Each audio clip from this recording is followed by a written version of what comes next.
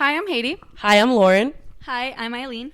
I'm Kevin. I'm Deanna. And I'm Raven. And we're Dumbledore's Army. And today we're going to be presenting the Bystander Effect. So, what is the bystander effect? Well, the bystander effect occurs when the presence of others stops someone from intervening in an emergency situation. The concept was popularized by Bib Latané and John Darley after the infamous 1964 Kitty Genovese murder in New York City. Latané and Darley explained that the bystander effect is a perceived diffusion of responsibility. This means that others are more likely to intervene in a situation if there are few or no other witnesses. This is because individuals in a group monitor the behavior of those around them in order to determine how to act. Therefore, less people means more help. Let's talk about violence. But wait, what about the Kitty Genovese murder? Oh yeah, well what happened was that she got stabbed, and the killer had the nerve to do it for about 30 minutes. Why didn't anybody help? Actually, there was 38 people there, and they did absolutely nothing. Really? How horrible. Why didn't they do anything? Like the article Bystander Interventions in Emergencies Diffusion of Responsibility says, many people won't do anything because of the following reasons. Some don't want to have to talk to the police.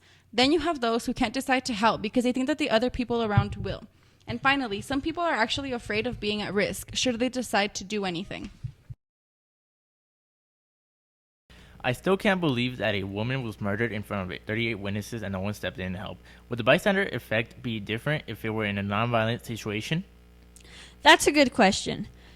Shalem Schwartz and Avigat Lieb had the same question. They discussed two experiments they conducted in their article, Bystander Anonymity and Reactions to Emergencies, to find an answer. In the first experiment, these subjects responded to a Confederate participating in a violent argument that became physical.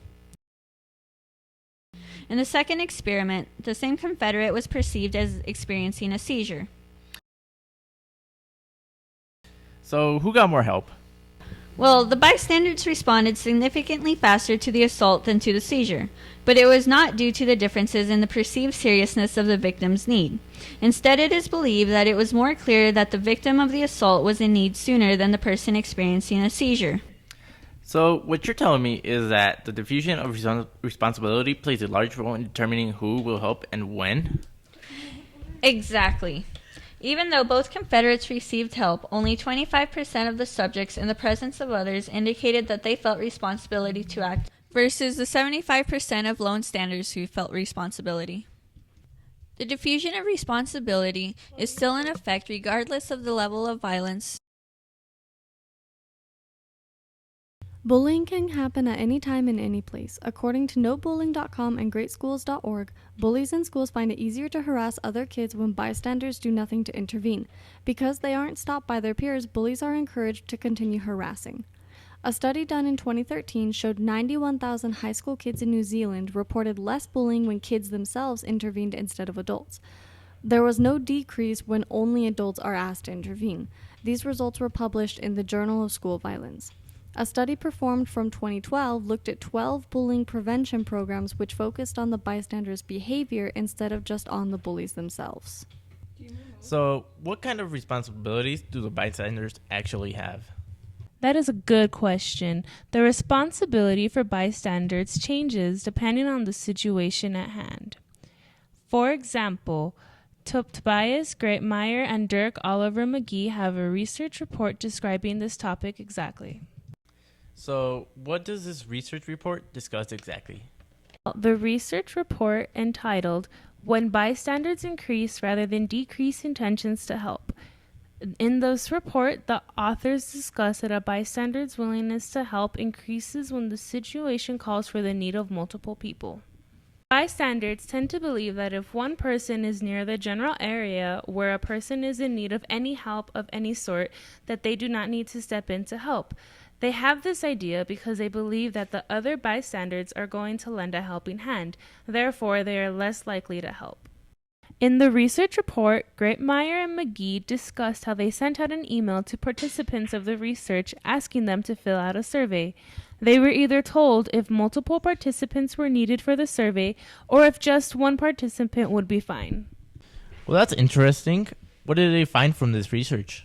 What they found from this research was that those who were told only one participant was needed were less likely to help than those who were told many participants were needed. Overall, what Greitmeyer and McGee found is that when more than one participant, bystander, is needed, their willingness to help increases.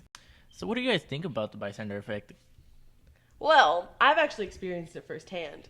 Do you guys remember when we did that experiment in class? The one where I had to drop cans? And no one helped you? Yes, I remember.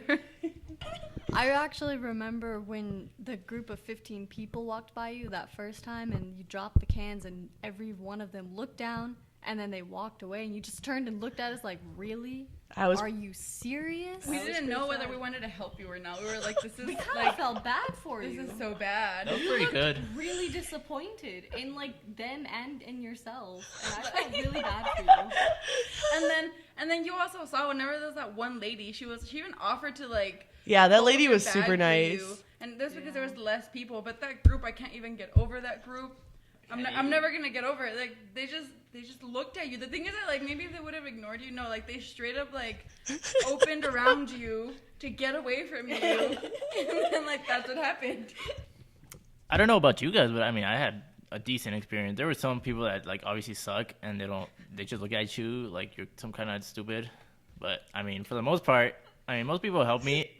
It was pretty obvious that like the people in bigger groups didn't help because they were expecting someone else to, whereas like the people that were by themselves or in like groups of 2 or 3, they were more likely to help. I think another interesting thing about that is like, for me, I feel like if I'm in a bigger group, I'm not going to want to go out of my way in front of that huge group to go help. Because it's kind of like going against the crowd and doing your own thing. And when I think of it, it's kind of sad that wanting to help people causes such an internal conflict. Yeah, because honestly, the reason that people don't help you as often or as fast is because they're actually just trying to like get out of their head, you know? That makes so much sense because that's honestly what causes the bystander effect. So, what did we learn? So with this podcast, what we learned is that the bystander effect is basically this. The more people that there is in a group, the less likely that you are to get some help. And the less people that there is in a group, there's a bigger probability that someone is going to help you out.